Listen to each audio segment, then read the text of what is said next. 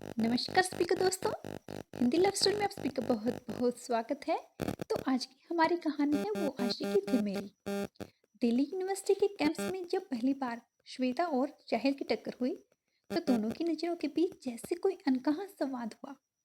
साहिल की आंखों में शरारत थी जबकि श्वेता की आंखों में गहराई। उस शाम जब श्वेता कैंपस की लाइब्रेरी में बैठी थी तो साहिल चुपचाप उसकी टेबल के सामने जा बैठा। तुम्हें किताबों से इतना प्यार है कि किसी को नोटिस भी नहीं करती? साहिल ने हल्की मुस्कान के साथ कहा। श्वेता ने किताब से नजरें हटाकर उसे देखा। शायद, लेकिन कुछ कहानियां इतनी दिलचस्प होती हैं कि उन्हें नजरअंदाज नहीं किया जा सकता। उनकी इस बात पर साहिल ठहर सा गया। उसे महसूस हुआ कि ये लड़की बस दिखने में ही नहीं, दिल से भी बहुत खूबसूरत है। कुछ हफ्तों बाद दिल्ली में अचानक बारिश शुरू हो गई। यूनिवर्सिटी का पूरा कैंपस भीग चुका था। श्वेता और साहिल अकेले पार्किंग के पास खड़े थे, दोनों छतरी के बिना। भागकर किसी छांव में चले? श्वेता ने पूछा। नहीं, कुछ पलों को भीगने दो, ये बारिश बहुत कुछ कहती है, साहिल ने धीमे स्वर में कहा। श्वेता ने उसकी ओर देखा और पहली बार उसे एहसास हुआ कि वो साहिल के साथ हर लम्हा महसूस करने लगी है। पानी की बूंदें उसके चेहरे पर गिर रही थी और वो दोनों बस एक दूसरे को देखते रहे, बिना कुछ कहे। वो बारिश का मौसम सिर्फ उनका था, जहाँ शब्दों की जरूरत ही नहीं थी। एक दिन कैंपस के एकांत में कोने में श्वेता उदास बैठी थी।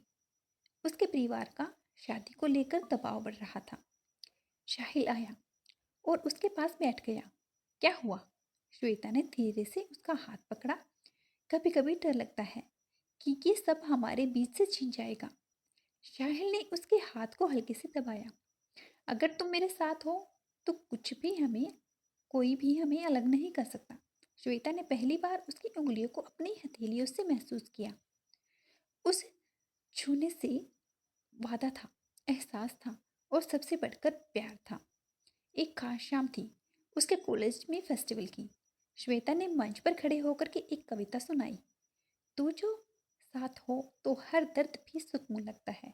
तेरी निगाहों में डूबकर खुद को ही देखना अच्छा लगता है। शाहिल दर्शकों में था, लेकिन उसे लगा जैसे ये शब्द सिर्फ उसके लिए थे। फेस्टिवल के बाद उसने श्वेता को रोक लिया। ये कविता क्या मेरे लिए थी? श्वेता ने कुछ भी नहीं कहा, बस हल्का सा सिर झुका लिया।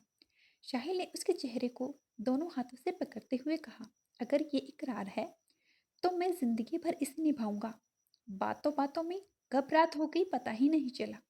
उस रात उनके दिलों की दूरियां मिट गई और प्यार ने अपना पहला रंग दिखाया। साहिल ने श्वेता को यूनिवर्सिटी के पास झील के किनारे बुलाया। पूरा आसमान तारों से भरा हुआ था और झील में चांदनी का अक्स झिलमिला रहा था। शायद ये सबसे खूबसूरत रात है, श्वेता ने कहा। साहिल ने मुस्कुराकर उसकी तरफ देखा। नहीं, सबसे खूबसूरत चीज तो मेरे सामने खड़ी है। श्वेता हल्की सी शर्मा गई। साहिल ने उसके बालों को पीछे किया और उसके चेहरे को गौर से देखा।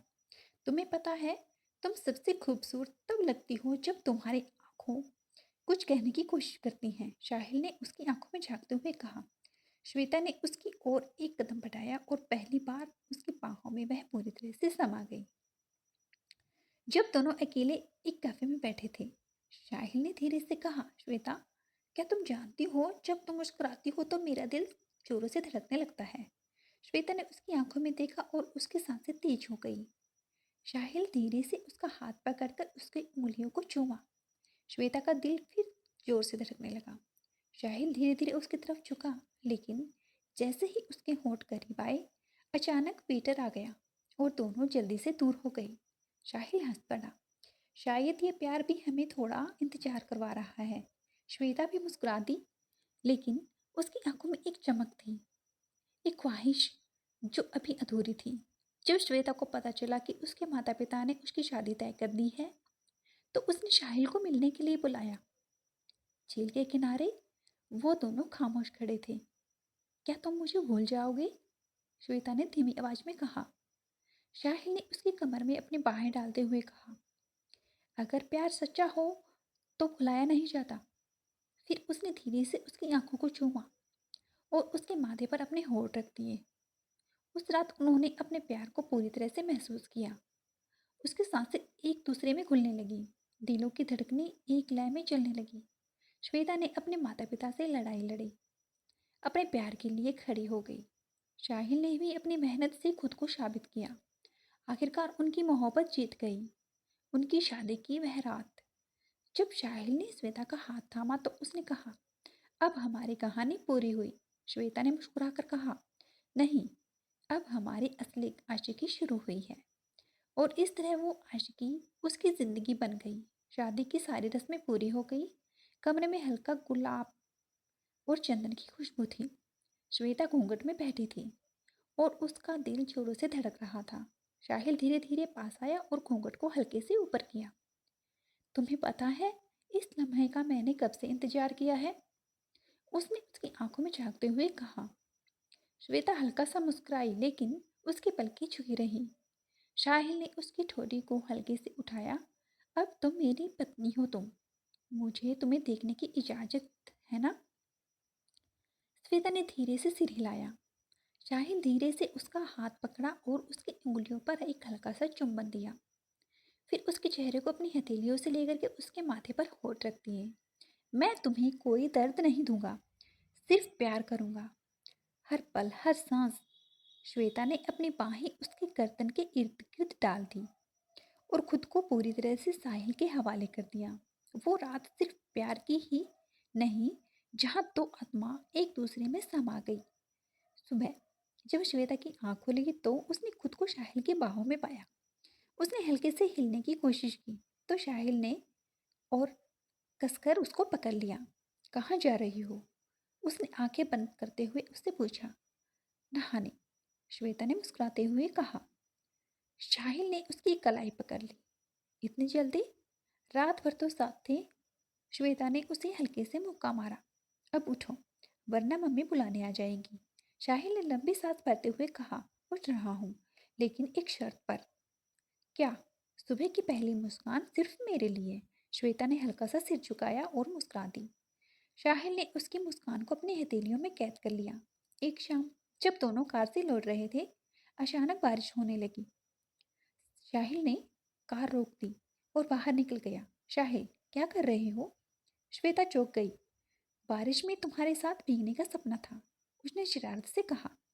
श्वेता मुस्कुराई और कार से बाहर आ गई। पानी की बूंदें उसके चेहरे को छू रही थी। साहिल ने उसकी कमर पकड़कर अपने करीब किया। आज कोई दूर नहीं जाएगा। श्वेता ने धीरे से उसकी शर्ट की कॉलर पकड़ी और धीरे से कहा। कभी सोचा नहीं था कि बारिश में भी इतनी गर्मी होगी। साहिल ने हंसते हुए उसे अपनी बाहों में उठा लिया और दोनों पूरी तरह से भीगते रहे। वो लम्हा सिर्फ उनका था। अगले दिन श्वेता अपने ऑफिस में थी जब उसकी दोस्त रिया ने कहा, तुम्हारा हस्बैंड बहुत हैंडसम है। काश मुझे भी ऐसा मिलता। श्वेता ने हल्का सा भौहें चढ़ाई, लेकिन मुस्कुराकर रह गई। शाम को जब साहिल घर आया तो श्वेता ने सीधे पूछा, ऑफिस की लड़कियां तुम्हें ताड़ती हैं? साहिल हंसा। तो मुझे अच्छा नहीं लगता। साहिल ने उसकी कमर में हाथ डालकर उसे पास खींचा। तो क्या करोगी? श्वेता ने उसकी शर्ट पकड़कर उसे और करीब खींचा। तुम पर सिर्फ मेरा हक है, ये समझाना पड़ेगा। साहिल ने उसकी चेन उठाई। तो समझाऊं ना? श्वेता ने झट से उसके गालों पर एक हल्का सा चुंबन दिया और शर्मा कर भाग गई। साहिल मुस्कुराकर उसके पीछे भागा। कुछ दिन बाद साहिल और श्वेता पहाड़ों पर छुट्टी मनाने के लिए गए। रात को दोनों बालकनी में बैठे चांद को देख रहे थे। साहिल ने कहा, पता है, मैं तुम्हें हर जन्म में चाहता हूँ। श्वेता ने उसकी ओर देखा। कितना? साहिल ने उसे अपने गोद में उठाया और धीरे से उसके कानों में कहा, इतना कि अगर चांद तारे भी तुम्हें मांगने आई तो मैं ना कह दूं। श्वेता मुस्कुराई और उसकी छाती पर सिर रख लिया। मैं हर जन्म में तुम्हारी होना चाहती हूँ।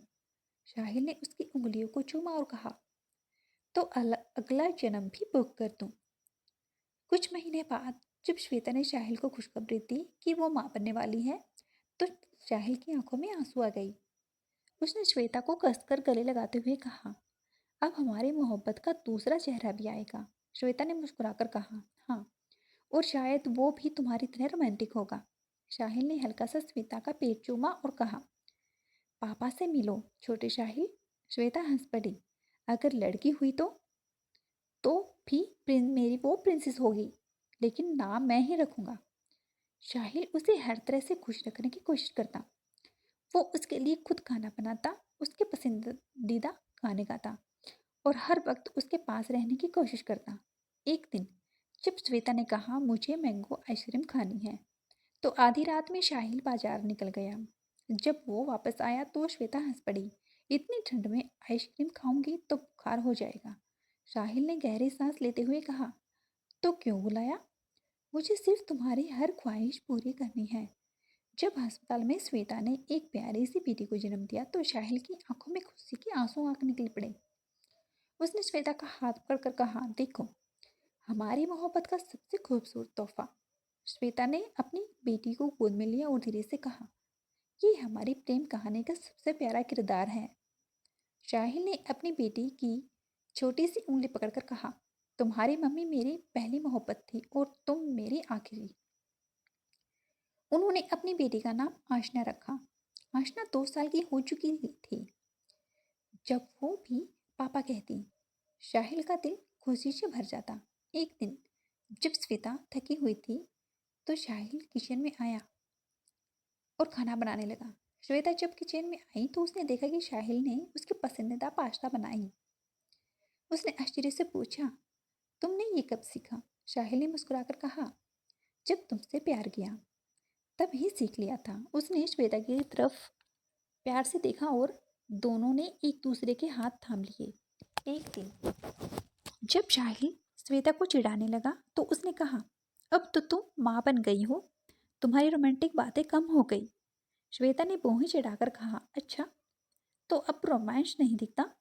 साहिल ने मुस्कुराते हुए कहा, थोड़ा कम हो गया है। श्वेता ने अचानक उसकी शर्ट की कॉलर पकड़कर उसे अपने और करीब खींच लिया और धीरे से कहा, अब भी?